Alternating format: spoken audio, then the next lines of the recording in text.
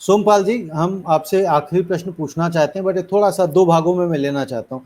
2014 जब सत्ता परिवर्तन हुआ था, तब से लेकर आज तक देश ने क्या सिर्फ और सिर्फ नुकसान ही किया है? कहीं तो कुछ तरक्की भी करी होगी, और तरक्की करी है तो वो क्या है, पहली चीज। और क्या अभी भी हमें ये लगता है या आप ये मानते हैं कि हमारे देश का जो नेतृत्व है वो एक विजनरी लीडर के हाथों में है? देखिए गौतम जी, ये तो एक बड़ा मिक्स्ड बैग है।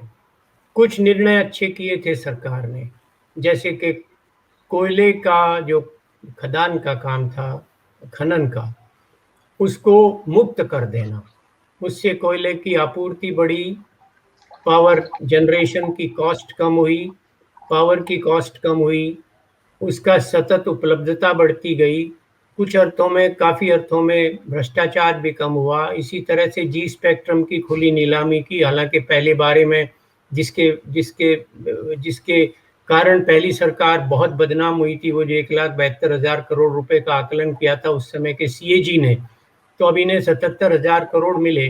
परंतु ये कुछ अच्छे विषय थे। इसी तरह कश्मीर के संबंध में जो निर्णय किया, पता नहीं बहुत लोग उससे सहमत नहीं है, पर मैं तो सहमत हूँ कि ये बहुत ओवरड्यू था। तो कुछ चीज़ें अच्छी की हैं, पर सवाल ये नहीं होता कि आपने कुछ चीज़ दिखाने की ऐसी अच्छी कर दी, पर जो आम आदमी के जीवन से जुड़ी हुई वास्तविकता है उसमें उसको कठिनाई हो। तो ये तो एक बैलेंस शीट बनाने का काम है। तो ये तो गोयल जी ज़्यादा अच्छा कर पाएंगे, पर ज़्यादातर चीज़ें खराब हुई हैं, थोड़ी कम हुई हैं, अच्छी हुई हैं। और वो अच्छी जो हैं वो बहुत सारे खराब के कूड़े करकट में और नकारात्मक दब प्रवृत्तियों गई में है। दब कर रह गई है। तो वह बेचैनी बढ़ रही है। इस बात से मैं गोयल साहब की सहमत हूँ। जी। और जो मैंने पूछा था, क्या आपको लगता है कि अभी भी जो देश का नेतृत्व है एक विजनरी लीडर के हाथों में है? नहीं, अब देखिए, इसको कहाँ से विजनरी कह देंगे आप? इतनी सब मैं कह रहा हूँ तो उसे विजनरी शब्द मैं तो नहीं कह पाऊंगा। ये तो बहुत ही अल्प दृष्टि वाले और ओछी नीयत वाले नेतृत्व के हाथ में सत्ता आई है। अल्पदृष्टि और ओछी नीयत। एक और प्रश्न आपकी ही बात से निकल आया और काफी समय से मन में उठ रहा था, और आपने उसे चिंगारी दे दी है। ये जो सीएजी की बात करी, ये अब कहाँ है? पिछले 7 सालों से कहीं दिखाई क्यों नहीं देती? पहले तो ये हर जगह। बहुत सारे सवाल ऐसे, अगर उनका कोई चिट्ठा बनाया जाना चाहिए।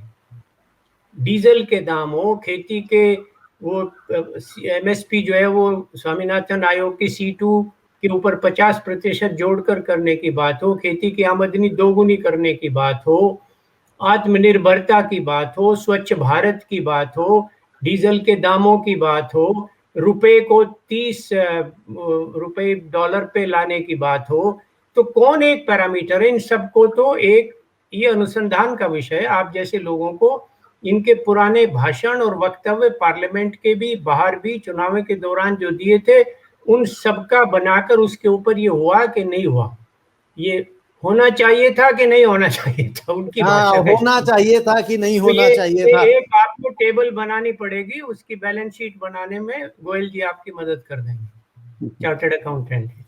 बिल्कुल ठीक है गोयल साहब, आपको मदद करनी पड़ेगी और ये वाकई में बनानी चाहिए। जी कहिए। जी जी, मैं ये कहूंगा, आपके, हालांकि आपने ये प्रश्न सोमपाल जी से किया था कि विजनरी वर्ड का, तो मैं समझता हूं कि विजनरी वर्ड आज के कॉन्टेक्स्ट में यूज करना विजनरी वर्ड का उपहास करना है, उसका जी हाँ, मजाक बिल्कुल ठीक उड़ाना कह है। रहे हैं। नंबर 1। नंबर 2, अभी जो आपको याद होगा रविंद्र जी, एक बार हमने बैठ के इस पे चर्चा करी थी कि अब समय आ गया है कि जिस तरीके से हम प्रेजेंट सरकार की अगर बात करते हैं, तो 2013 में जब ये प्रत्याशी थे और जिस तरह के भाषण दिया करते थे, और आज 7 वर्ष पूरे होने के बाद देश कहाँ पे खड़ा है, जो अभी सोमपाल जी ने कहा, तो मैंने एक सुझाव दिया था कि ये एक कंपलसरी होना चाहिए, चाहे वो किसी भी पार्टी का सत्ता में आ जाए, उसकी बात नहीं कर रहा। जाहिर है कि जो सत्ता में नहीं आ पाएंगे तो उनके तो वायदे किताबों में ही रह जाएंगे, उनको तो मौका ही नहीं मिलेगा। लेकिन जब वो वायदे करके आते हैं सत्ता में, तो इनका एक ऑडिट होना चाहिए। इस ऑडिट को हम क्या नाम दें, वो हम इस पे चर्चा कर सकते हैं, लेकिन इसका एक ऑडिट होना चाहिए, प्रॉमिस वर्सेस परफॉर्मेंस। जो कि यस, जब हम पब्लिक इशू पे जाते हैं, मैं कॉर्पोरेट सेक्टर की बात करता हूं, चूंकि मैं उसको दिन रात ऑडिट करता हूं, तो वहां पर प्रॉमिस वर्सेस परफॉर्मेंस, हालांकि उसको भी अब खत्म कर दिया गया धीरे धीरे। जब कभी आज से 30 साल पहले हम लोग पब्लिक इश्यूज की बात करा करते, तो बाद में हम कहा करते थे सजेशन के तौर पे कि आप बढ़ चढ़ के प्रॉमिस मत कीजिए, क्योंकि प्रॉमिस वर्सेस परफॉर्मेंस का जब ऑडिट होगा तो उसमें आपको दिक्कतें आएंगी, तो इसलिए दिक्कत आप आएगी। प्रैग्मेटिक होकर के बात कीजिए। तो अब रविंद्र जी समय आ गया है कि प्रॉमिस वर्सेस परफॉर्मेंस का एक पूरा सेट पैरामीटर होना चाहिए, और जब अगली बार इलेक्शन में जाएं तो जनता के सामने एक निष्पक्ष बॉडी उसको बिल्कुल खोल करके निष्पक्षता के साथ सामने रखे और फिर जनता को फैसला करने दें।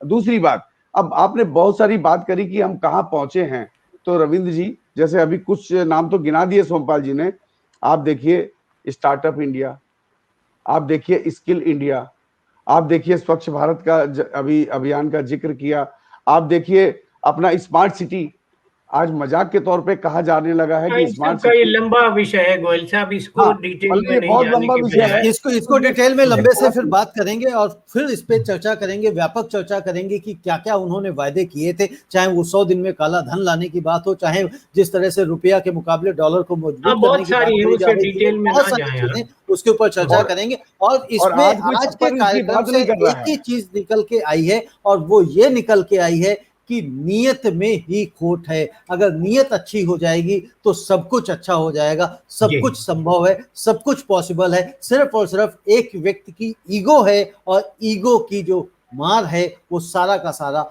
देश झेल रहा है।